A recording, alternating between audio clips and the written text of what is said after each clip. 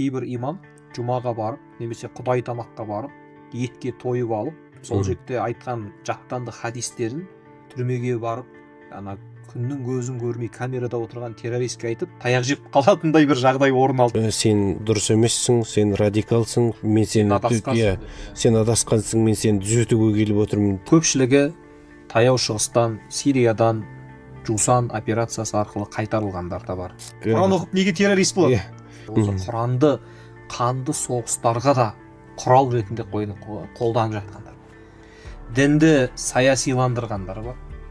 Саясатты діндарландырғандар. Бұл радикалданып жатқан адамдардың көбісінің Алламен қарым-қатынасы жоқ. Алламен қарым-қатынасы жоқ.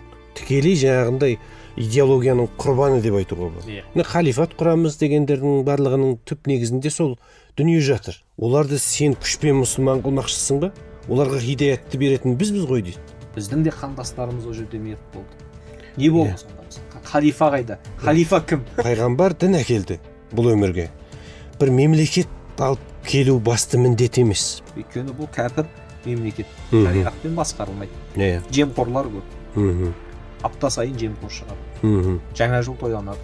Наурыз деген ерекше тойланады. Көшеге шықсам дейді, айналамдағы адамның бәрі кәпір.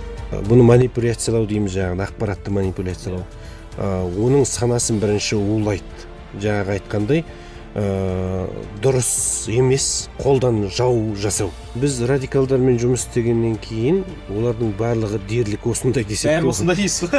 Барлығы сондай десек те болады. Мешітте азан айтылып жатса да, жұма уақытында уағыз айтып жатса да тыңдамайды жаңағы имам. Неге? Өйткені оларға тыңдама деген ақпарат келген.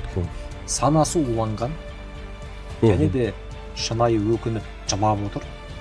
Өзім үшін өкінбеймін дейді. Өзімнің өліп кетпегенім үшін сол жақта өкініп отырмын. Неге? Өзіммен бірге 10 шақты досымды ала кетті дейді.